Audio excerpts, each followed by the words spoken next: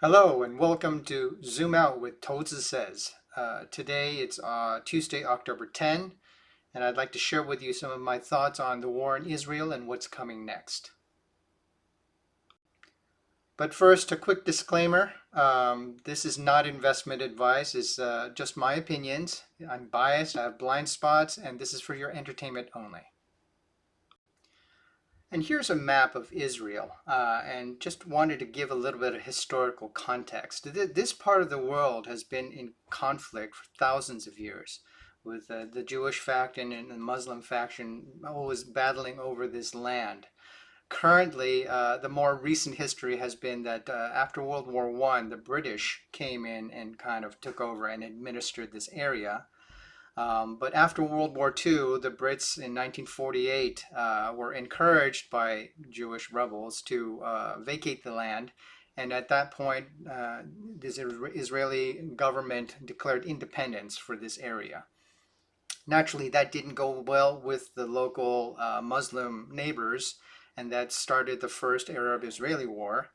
And there have been several wars after that, at which point Egypt attacked, or Jordan attacked, or Syria attacked. And what happened after each of these wars is the Israelis were able to fight back and gain territory. So now this Gaza Strip territory, they won that from Egypt, and the West Bank territory they won from Jordan, and the Golan Heights territory they won from Syria. Okay, so that gives us the modern map of Israel. What is difficult is that these areas that they won are still primarily Muslims. And the Jewish authorities, the Israeli government, has cordoned off these areas and made them semi-autonomous zones, allowing the Palestinian Authority to administer those areas under the umbrella and guidance and accordance of the Israeli government. That's been going on for decades, and naturally there are still issues that go on. Most recently, Hamas, which was a political faction that's very against the Israelis, they won the leadership in Gaza, and they've been on and off doing guerrilla attacks, and there have been deaths and killings along the way over the last couple decades. On October 7th, this last Saturday, Hamas launched an official surprise attack and killed many soldiers as well as civilians in a bloody attack. Here's a blow up of the Gaza Strip area and where some of the attacks have been. As of today, October 10th, it says the news is reporting that 1,000 plus people have died on both sides, not including all the injured. You're seeing footage from all over the place of Hamas agents recording their killings or kidnappings of essentially civilians in Israel. I just wanted to show you this chart of historical data from 2008 to 2023. Over the last 15 years, there has been conflict ongoing, but it's been quite lopsided. And Palestinians have suffered the brunt of the bad side. And so animosity tensions have been running high for quite some time. One of the key questions that people have been mulling over is why now? And a lot of this probably has to do with the fact that Israel and Iran have had a long going conflict. There have been, unofficial wars going on all over the place, and Iran has always been a support of Hamas within the Palestinian territories. They've supported Hezbollah, which is in Lebanon, their northern neighbors, and they've been supportive of Syria. So anything that they can do, Iran can do to support with training, intelligence, funding, to give Israel a hard time, they have been doing continuously for the last 50 plus years. So why now? Why now is a great question. Probably the most relevant factor has been that Saudi Arabia, and this is a really cool map of the Shiite versus Sunni majority of the religions. the green and blue don't get along, and Saudi Arabia has always been at loggerheads with Iran. Um, Recently, China helped broker a peace accord between Saudi Arabia and Iran, trying to stabilize this region, trying to ensure that everybody wins by having safe passage of exports to China. Most recently, the U.S. has led peace accord talks between Saudi Arabia and Israel, and that has been going on and it looked relatively promising. And therefore, it's most likely that Iran, Hezbollah, this whole faction was eager to disrupt these negotiations. So that is one of the major reasons why now. Obviously, within Israel, domestically, there's been political disunity. They have a hard time forming governments. They can't agree on policy. Within the U.S., we're having the same issues because of the Ukraine war, because of multiple factors, taxes, the economy. So, in a grand scheme of things, this is a very good time for Iran to disrupt those discussions and try to polarize sentiment to to weaken Israel in the U.S. Now, what's important is the U.S. is a hard and fast ally of Israel. And when Israel gets attacked, the U.S. is required to respond. So we've already sent an aircraft carrier battle group over to help. This is a full aircraft carrier battle group, 5,000 troops, all the weapons and toys and munitions, and they're going to be going there to support Israel in their counteroffensive. Naturally, when we have kinetic conflict in the Middle East, we worry about oil prices and energy prices. So as soon as the war broke out in Israel, oil prices just jumped right back up, and it's likely to stay in a higher range until some resolution is apparent. Israel actually also has natural gas, and these are the natural gas fields that they have been drilling and mining. So Israel has suspended production in these areas in order to protect them, and as they prepare for a counteroffensive, and they wanted to keep those facilities safe. Cutting that production obviously has impact to energy in the region. It's not. I don't have the details. I think that the production value isn't massive, so it won't have a systemic impact on the global natural gas supply. However, this region and as well as to Europe will be impacted, and natural gas prices have risen accordingly. And it's no surprise that in the US, the stock markets reacted by buying defense stocks. So it seems like there could be legs. If you look at the charts of the defense stocks, they had been going down quite a bit. And I think they hit a bottom and then this happened. And it may be that they have room to run going forward. So now that we have a little bit of context of the region and the factors involved in this conflict, let's go through my crystal ball. I'm going to start with the Mad Hatter analysis, where basically we're wearing the hats of all the geopolitical players involved in this conflict. Starting with the US and the West, the EU, basically they have committed to a defense treaty with Israel. So they will come and support Israel when they are attacked and in conflict. There are historical and political and financial reasons why this relationship is so strong, but it is pretty solid and they're committed.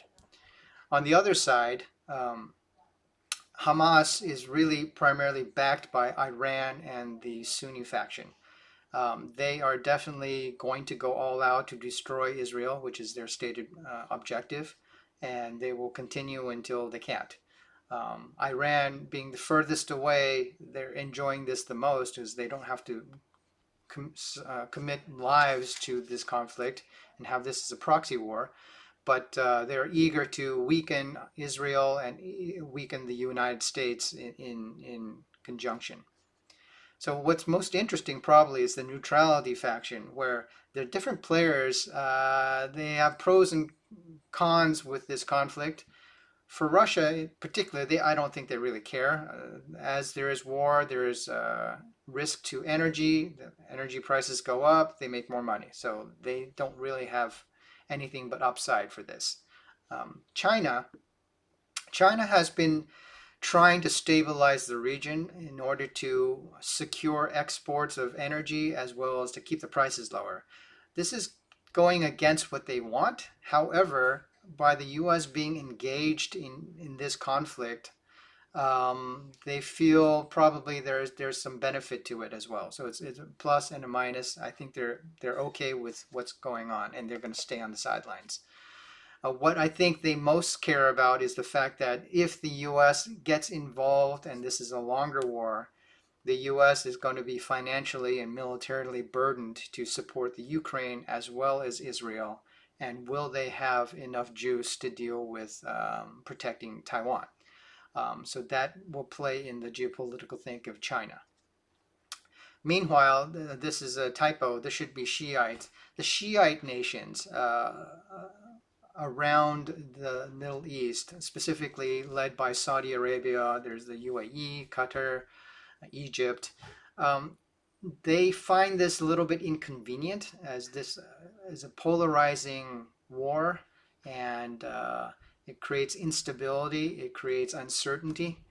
However, the energy producers, again, they benefit when prices are high, so it's not all bad.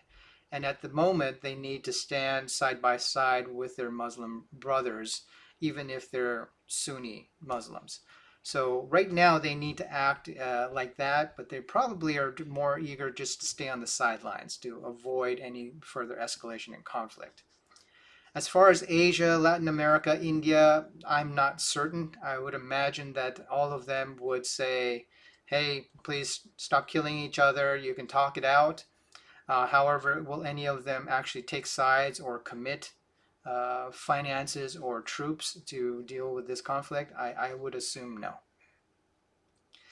So that is the lay of the geopolitical land. I think there are two wild cards I think are most important. First one is Israel. Obviously, they just got sucker punched. They had videos being shared around the world via social media of uh, the Israeli Defense Forces being unprepared and Israeli civilians basically being murdered and kidnapped. We're seeing that all over the world. It's atrocious, but it's something that drives Israel. Within Israel, they were definitely having political issues. There was a lot of division within the country. They couldn't really elect their leadership with the majority factions. They couldn't get policies pushed through, et cetera, et cetera. This conflict has removed all the polarization. You're seeing news of, you know, even tech CEOs calling in and saying, "I'm putting on my uniform. I'll be back when this war is done. Good luck." Um, they're mobilizing and in unifying in Israel, and this is going to be a very emotional and ugly battle, I think, that's coming ahead. Now, the question is, knowing that Iran is behind this, and Iran has been a source of also developing nuclear weapons, apparently, supposedly, will Israel expand this war on purpose? Will they do this to trigger a more formidable action against Iran and the Sunni faction? Knowing that the United States and Europe currently are supportive and would be technically forced to jump in to help if they were to lead that fight. So that is a tricky question, very hard to tell what that would be, but if that were to expand, you would probably see the world mobilize in a World War I, World War II fashion again. The other wild card I have here is Saudi Arabia. I think right now the negotiations that they were having with the Israelis, they can't continue while Israelis are killing Muslims in Gaza. So they need to put those on hold. Maybe they need to be on hold for several years, depending on how this conflict unfolds. But, in the grand scheme of things, thinking from the leadership of Saudi Arabia, they have this Vision 2030 plan where they want to export as much oil as they can, earn as much money as they can, and reinvest that money into the future of Saudi Arabia in terms of making it a finance center of the world, in terms of making it an entertainment center of the world. They want to re-envision their future for the next 100 years, and they're building things to make that happen. So selling a lot of energy, having that money to reinvest is one of the primary short-term missions for Saudi Arabia. However, they've always had conflict with um, Iran and the Sunni faction. And they probably just realized this war, why now? It was triggered because they wanted to disrupt discussions between Saudi Arabia and Israel. So would Saudi Arabia be able to continue to achieve their Vision 2030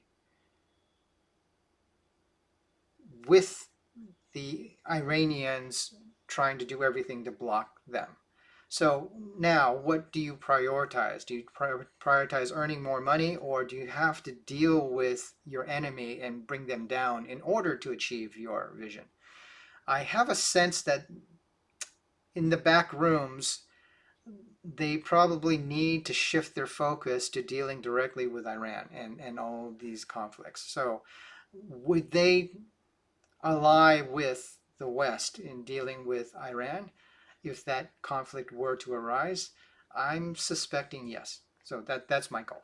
Okay.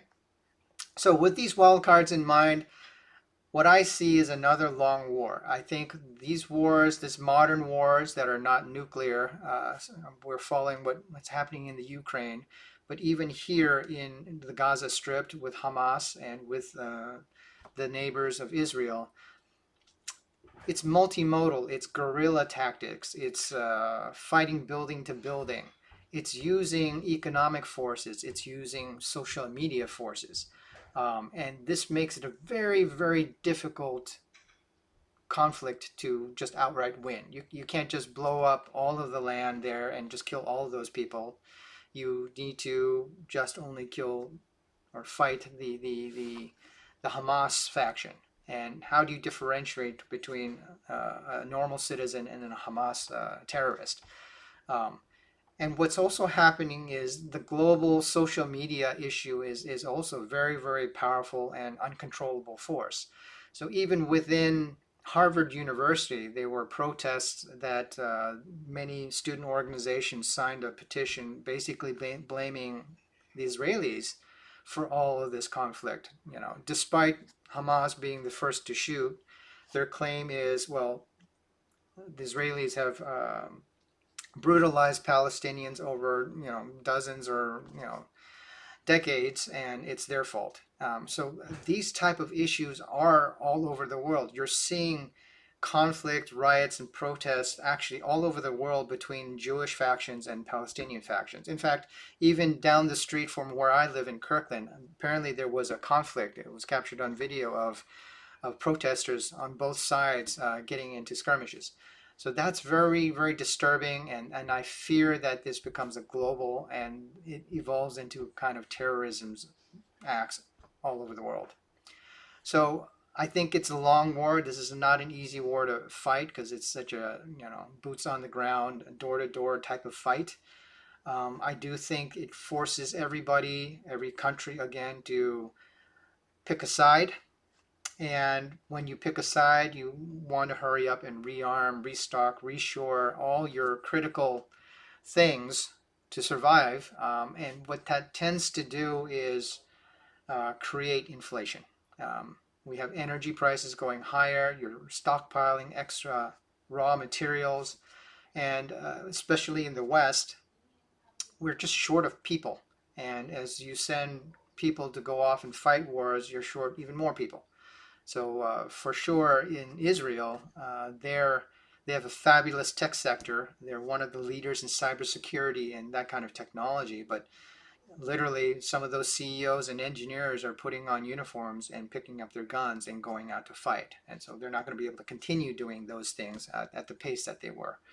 So, in a nutshell, I think this is what I wanted to share, my first thoughts on how this is evolving. Um, Let me know what you think.